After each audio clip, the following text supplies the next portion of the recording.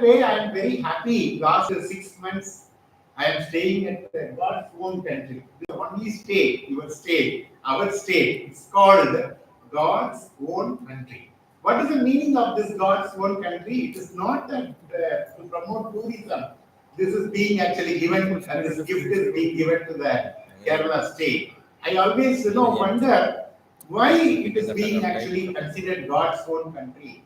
I look at the literature.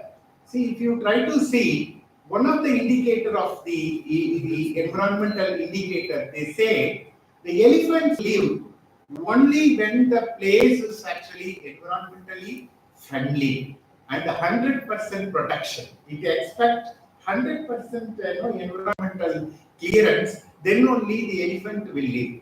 Some of the places, in India, if you take Kerala, and of course partially Tamil Nadu, but most of the places in Kerala and Thailand, Myanmar, these are the places where the elephants will live. When the elephants live, you can say that the environmental conditions are good. So that way, the concept of the protecting the environment is a need of the hour. So the civil engineering, we try to actually build the infrastructure, but at the same time, it should protect our environment. So we try to actually look at many aspects, but I just want to touch up, some of the major aspects of sustainable, the design of the civil engineering structures or civil engineering planning or sustainable development. First interesting aspect is the green building design. What is green building design? You design a building with minimum energy conservation, with the minimum, the artificial materials usage. You should try to maximum use of your recyclable materials, the waste materials. See, when I look at the Cochin, when I try to go around the Cochin, even in fact, in the flat where we are living, actually the flat is being constructed by the Reserve Bank of India Staff Association. It is about 10 floors, about 45 flats. The garbage collection is very interesting. When I try to compare with the Chennai city, maybe in my presentation I will touch up, where we generate 3,500 tons in Chennai city. Okay, but here it is very interesting. There is no garbage bin on the streets. There is no garbage collection system.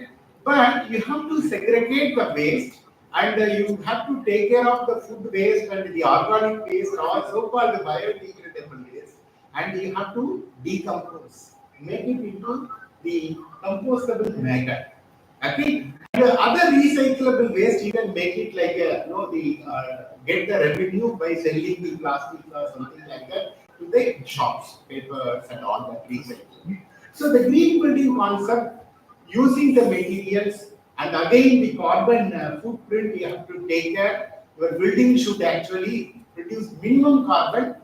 One campus in Hyderabad, I can quote, you can maybe in the internet you can search, or if you go to Hyderabad, you can visit that institute, because many institutes I go as a chairman of the National Board of Accreditation and the National Assessment Accreditation Council.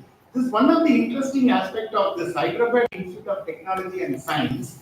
It is 100% green building design. IPSET awards they got it. What is interesting in this campus is there is no single air conditioning unit.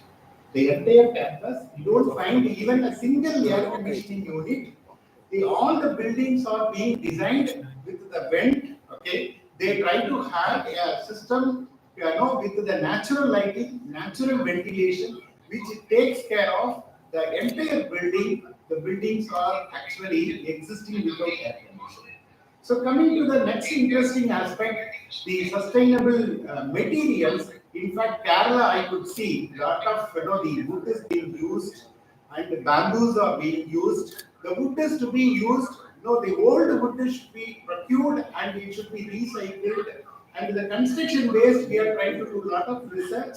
In fact, my research scholar who is here, Mr. Deepan, we are trying to actually use the construction waste for the government design, and similarly the sugarcane waste we are trying to use it for the the government construction. We are trying to do it.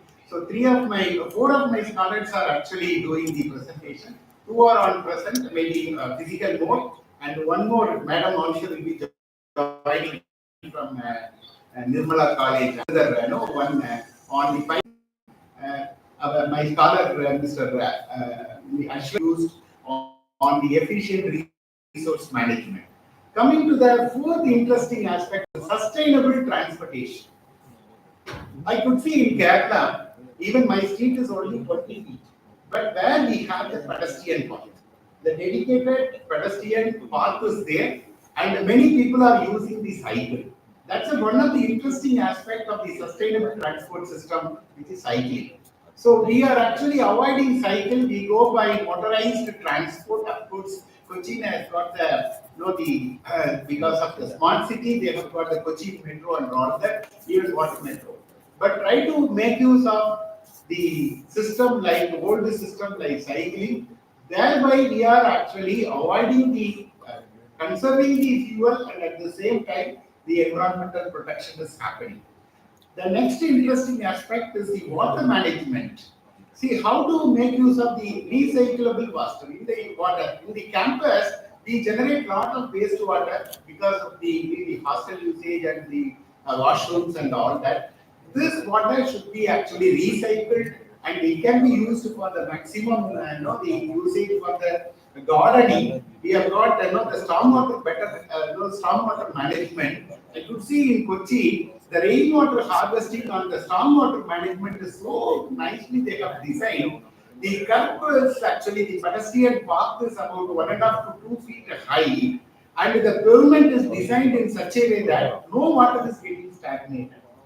Because we failed in Chennai, the rainwater harvesting system is not good.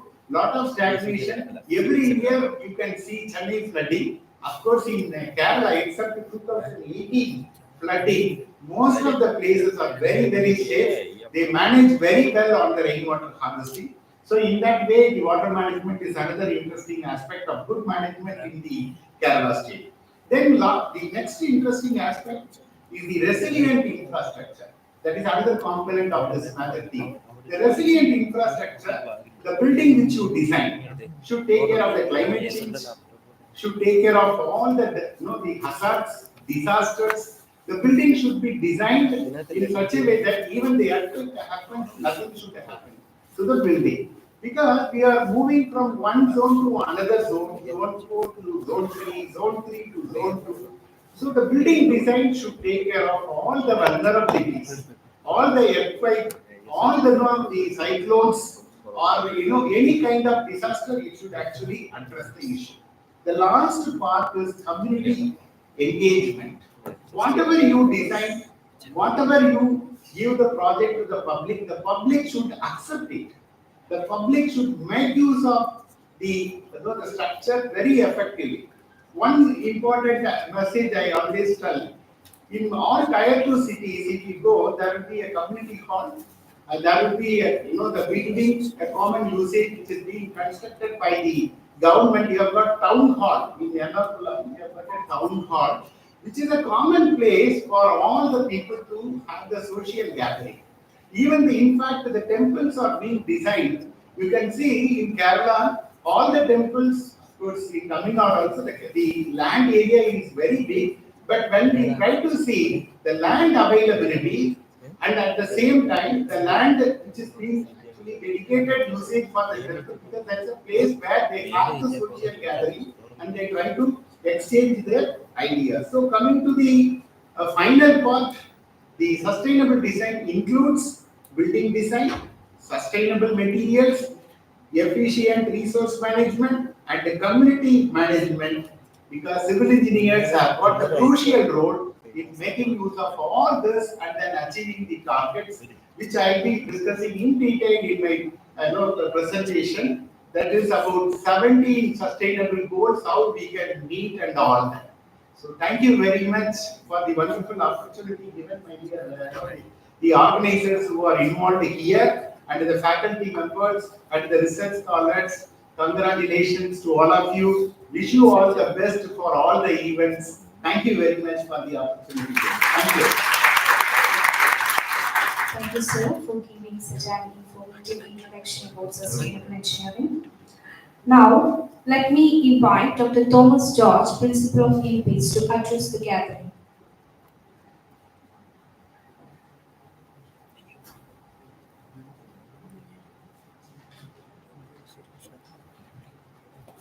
Respected Secretary Sri Lalwari Sir, Guest of Honor Dr. Eason Suresh, Professor in ITTR, Dr. T.A. Eldo, Professor IIT Bombay, Head of the Department Civil, Professor Manju George,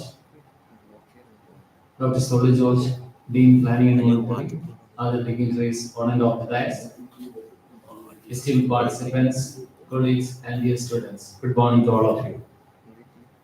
It is my great pleasure and honor to welcome you to the International Conference on Innovative Practices in Sustainable Engineering and Technology. This conference represents a convergence of brilliant minds and a dedication to advancing the field of engineering and technology in a manner that is sustainable, innovative, and beneficial to society. The theme of this conference could not be more appropriate as the global community increasingly recognizes the importance of sustainable practices in engineering and technology to address the challenges of our time. I would like to extend a special welcome to our distinguished guests and keynote speakers who have traveled from various parts of the country to share their knowledge and insights with us. As we gather here today, we are reminded of the critical role that engineering and technology play in shaping the future.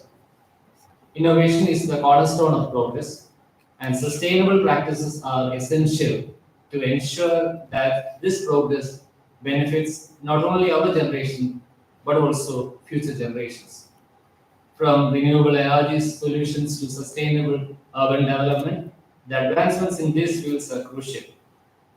This conference provides a platform to discuss and propagate the latest research findings, exchange ideas, and foster collaborations that will lead to innovative solutions for a sustainable future.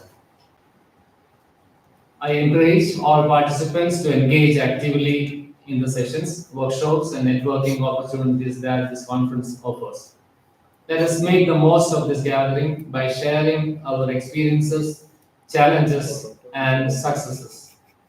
Together, we can inspire and learn from each other, pushing the boundaries of what is possible in sustainable engineering and technology.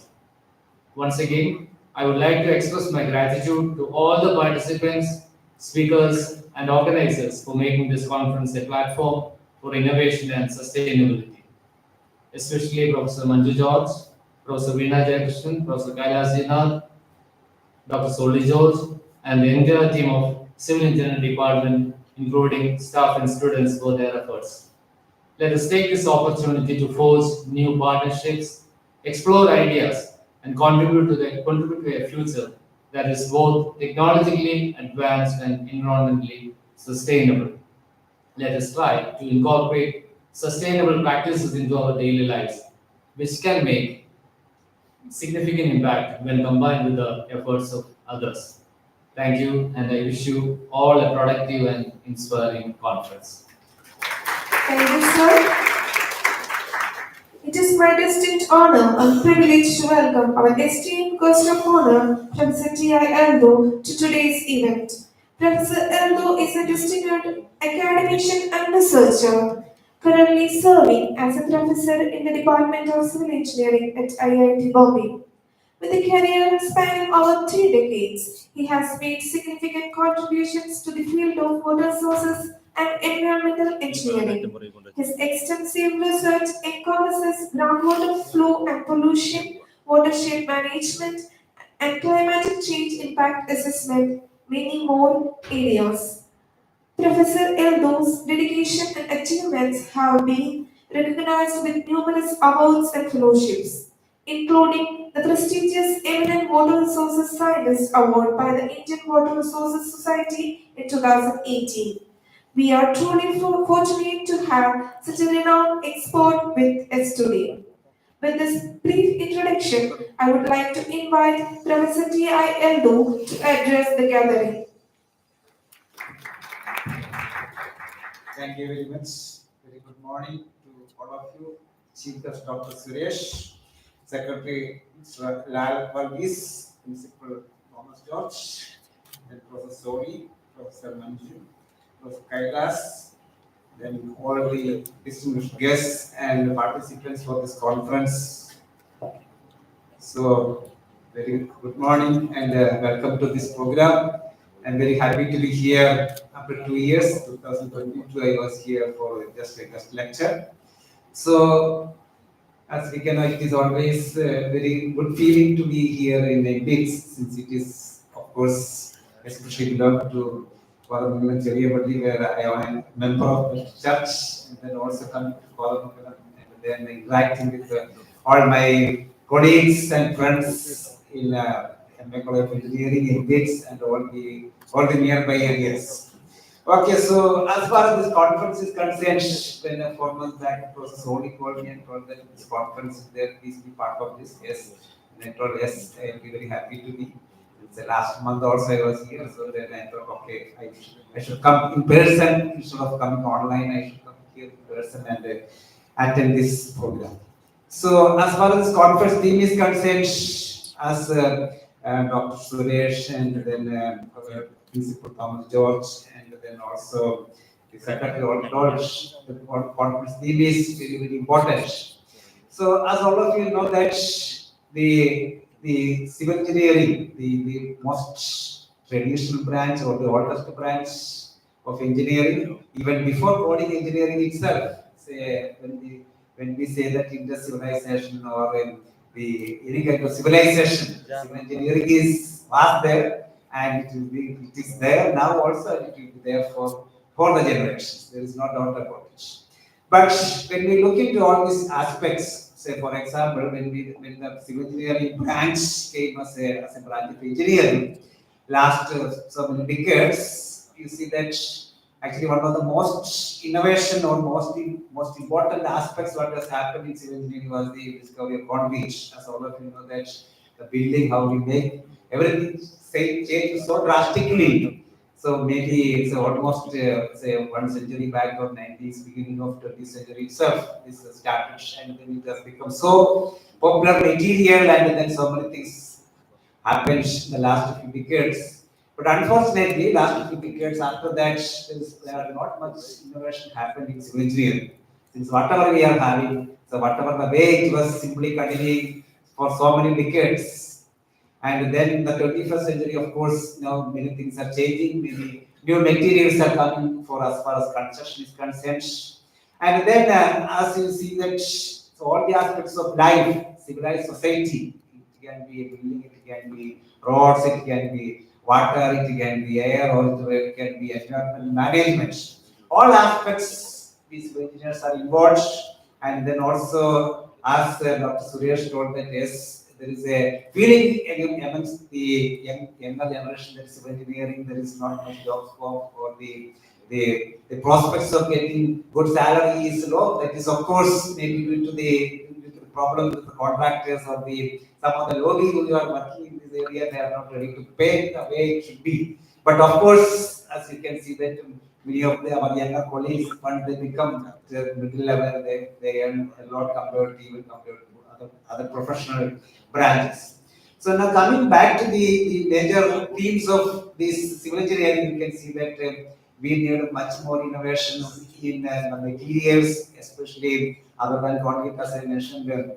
Last few decades, we are using the same material. Now we are putting so many other aspects and so many materials are now we are innovating and then trying to make it so that the construction technology, construction of buildings, or all those things will be much easy and then also much more environment friendly. So as all of you know that sustainability means whatever we are doing should not harm the environment and it should be the mother earth should be available for the coming generations without any of the problems.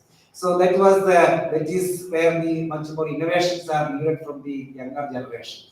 And then coming to say for example the water sector is concerned. The second aspect, main aspect is first is the building which we already a roof on our over the top. Or say for all of us we need a house. That is what is now so much of the government of India, state governments are putting so many efforts to go for the construction of many buildings, and now even read in newspapers that even Elon Musk has made a small mobile kind of say, structure where you can take it from anywhere to other place and then again reassemble and then make a say a building there. So that kind of things are happening in civil engineering. So that is where much more innovations are required. And then coming to water and wastewater, you see that one of the major challenge now our society is facing the wastewater and the solid waste. So 2 days back only, government of Kerala has declared that by 31st March 2025, Kerala should be free of all kinds of waste, all the problems should be solved, and then how it is possible. So that is where the young minds has to put a lot of innovations, and then we need to develop so many technologies in these aspects. So you see, though Dr. Suresh told that he is very happy in Kerala, a lot of everything is much more cleaner than Chennai, but I don't agree to since I know every aspects of what is there in Chennai, what is there in Mumbai, what is there in Delhi, or what is there in Kerala. So, but maybe in this place you may be much better, but the reality is different.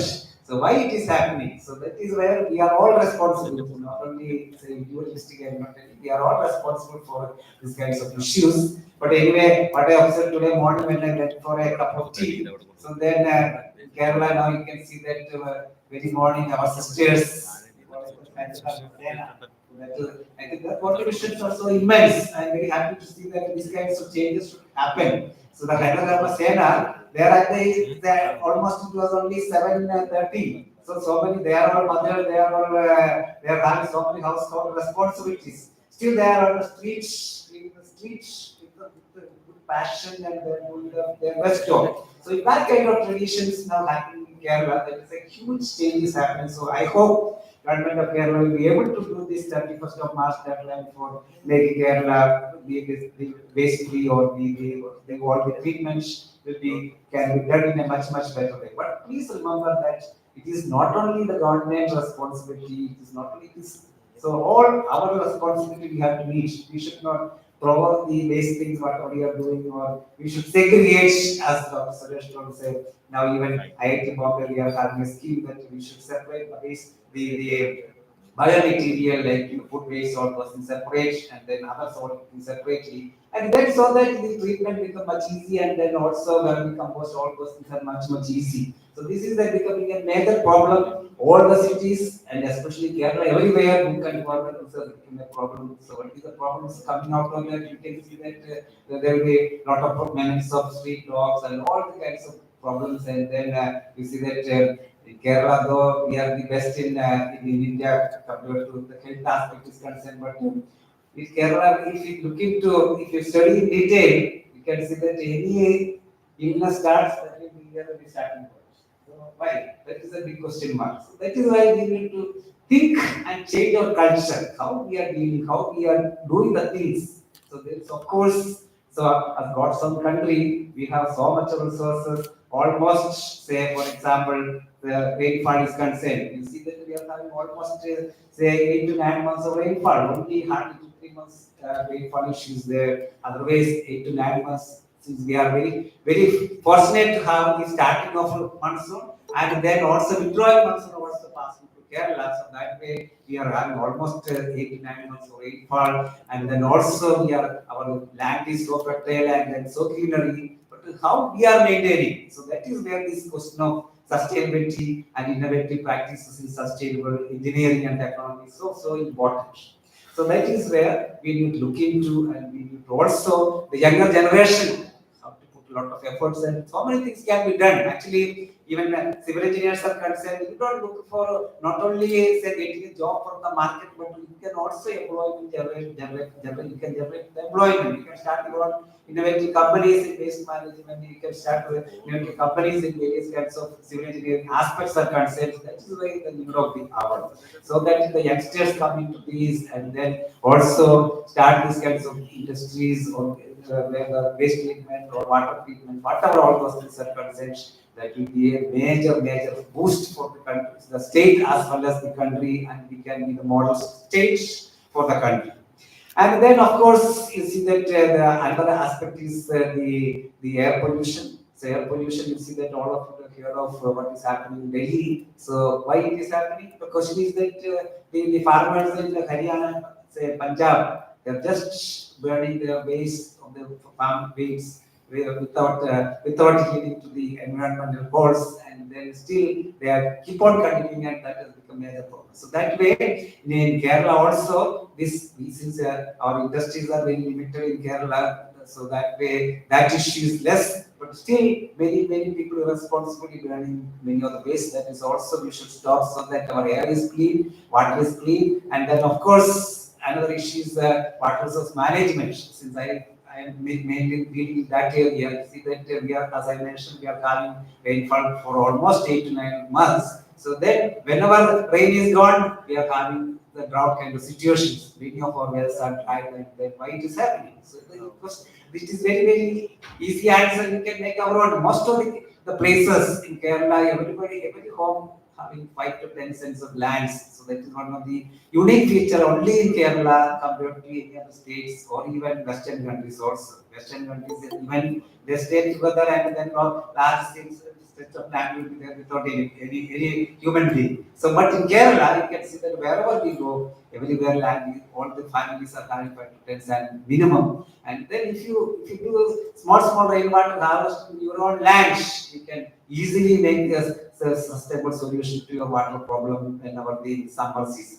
So that is water is concerned, and then transportation, and the important aspects in civil engineering and transportation planning and management is very important. So though here you see that the number of vehicles are increasing so drastically in Kerala, since now say compared to 1970s or 80s, absolutely many of the families there were no car, but now most of the houses are having more than one car. So that is the situation is happening. So that is where we will also have to think about planning, transportation planning and management, since rash driving or even like the current transportation minister in Kerala, he was also telling that this is not the way it should happen. So that is where now all these technologies, what is there, civil engineering, whether it is construction of building or the water management or waste management or air quality management or the transportation management, all these aspects, lot of innovations are required, and there's so many scopes to start new startup in these areas,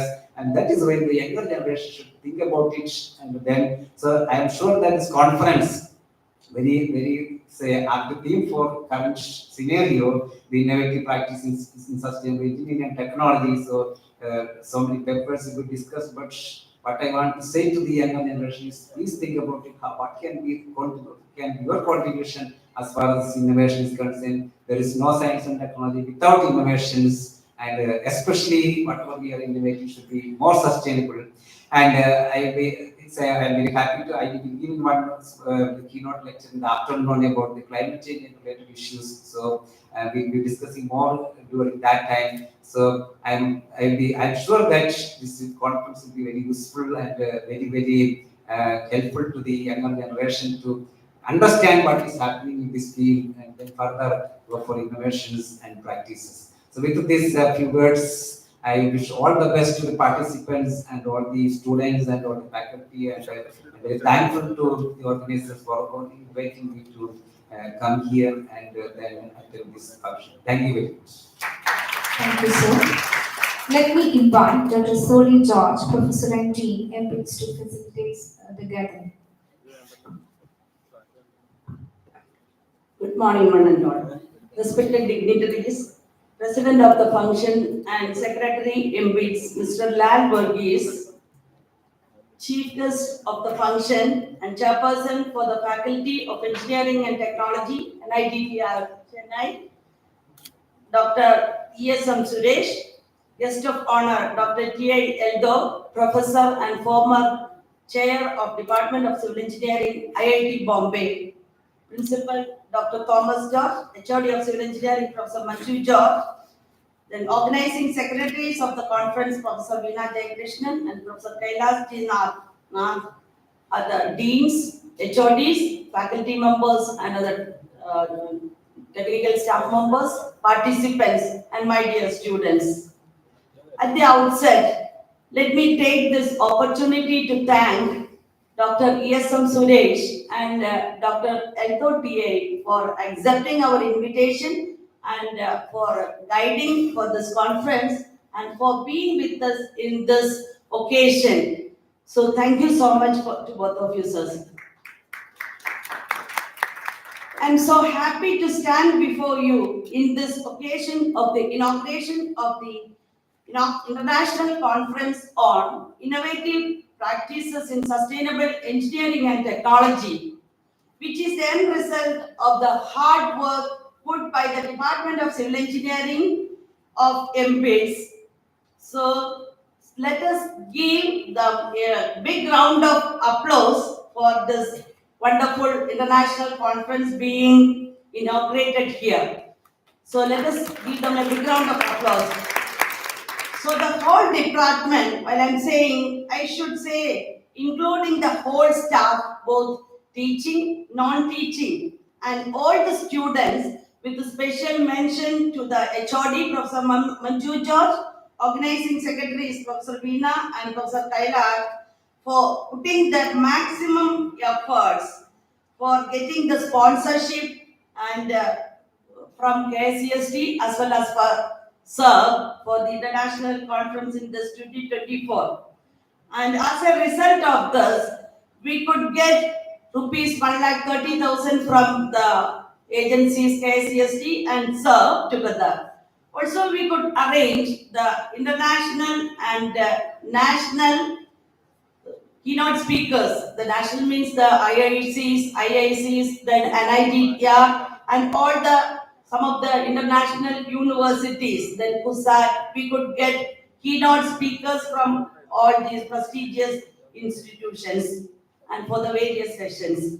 Also, we could get initially, as Veena was mentioning, almost 100 abstracts came, and from that, I understand 52 purpose will be presenting in the different sessions in the coming 3 days in the various areas.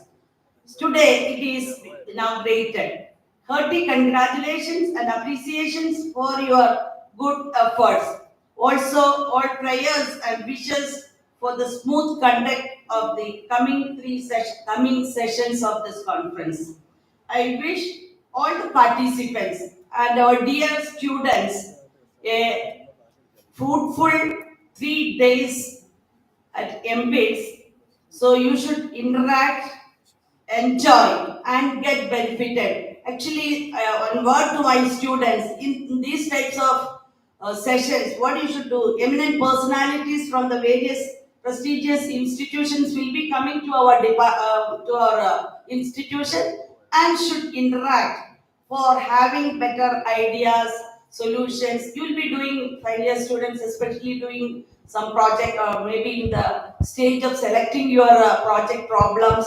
So you can interact with the eminent personalities and identify some problems and think of some solution, especially in this particular area of sustainable engineering. As Dr. Sudesh was mentioning, the students can do their internship and project in association with the NITTR. So get benefited of that. Such ideas you should get from the eminent personalities. So my humble request and advice, get benefited. So you should definitely interact and get benefited. Once again, I wish all the prayers and wishes for the smooth conduct of this international conference. Thank you all. Thank you, ma'am. Now it's time to present a token of gratitude to our guest. I welcome Sri Lal Verghese Apakar, Secretary of MPITS, to honor our chief guest, Dr. ESM Suresh.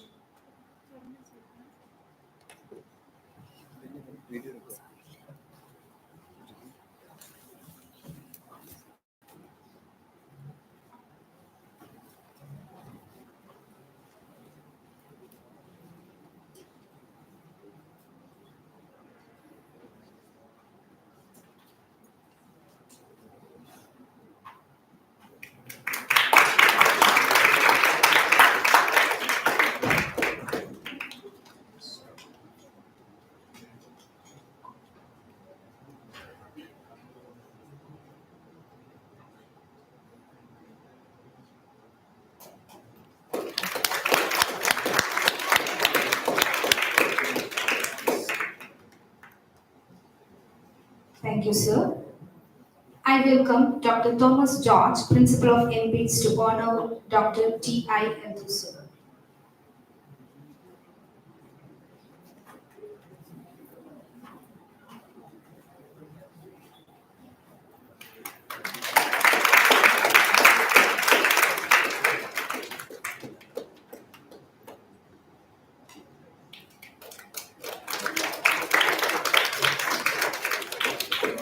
Thank you, sir.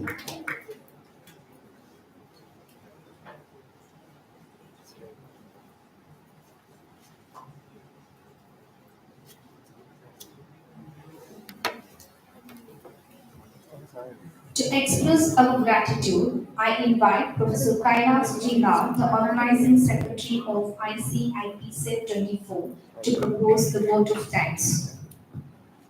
Respected dignitaries on the dais and off the dais, as we draw the inaugural function of this international conference to a closure, I am honored to extend our heartfelt gratitude to those who have made this event possible.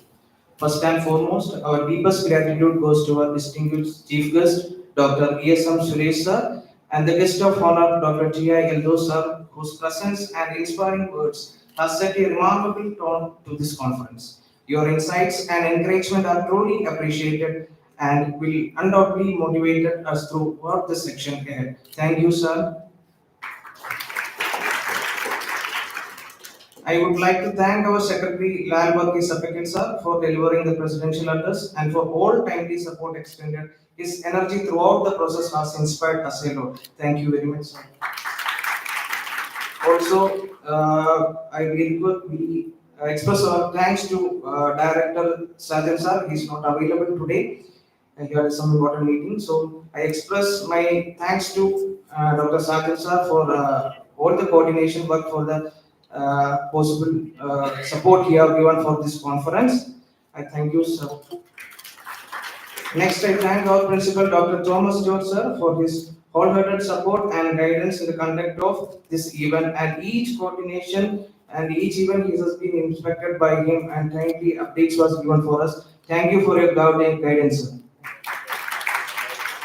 Also, I express my thanks to Dr. Soli George, the convener of the conference, in selecting and finding out the resource persons and also for the funding opportunities and all the discussions and timely guidance. So we thank Dr. Soli George, the convener of IPSET24, for her support. Thank you. And also I would like to thank Manju George, the HOD, Civil Engineering Department, for her wholehearted support for this conducting the event a very successful. Also, a special thanks to our sponsors and partners, Sir, KCST and NITTR, ICI, IA chapters for their generous support has been instrumental in making this conference a reality. To our organizing committee, volunteers and staff, your dedication and hard work behind the scene have ensured what everything runs smoothly. We are deeply grateful for your unwavering effort and meticulous planning. Thank you all. We also like to thank our presenters, panelists, and participants as their engagement and enthusiasm are what will drive the discussions and make this conference a rich and meaningful experience. Thank you all. Finally, to all of you, our attendees offline and online, thank you for being here and for your active participation. Your presence enriches the conference and we look forward to the collaborative exchange and learning opportunities that lie ahead. As we embark on the sessions and discussion that will follow, let us carry forward the spirit of collaboration and innovation that has been so evident today. Thank you once again to everyone who has played a role in the success of this inaugural function. Let us continue to make this conference a memorable and impactful event. Thank you all. Thank you everyone for your presence and participation. Let us now proceed with the conference sessions and immerse ourselves in the world of innovative practices in sustainable engineering and technology. We will now proceed with the keynote address by our distinguished speaker, Dr. ESM Suresh, on the topic GPS applications in sustainable development. Sir, please.